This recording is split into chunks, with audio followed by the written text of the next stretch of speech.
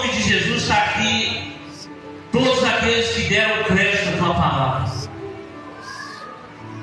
Nós apresentamos aqui nessa noite uma palavra onde o Senhor estava irado, chateado por causa da rebeldia, da corrupção, do adultério da sua nação.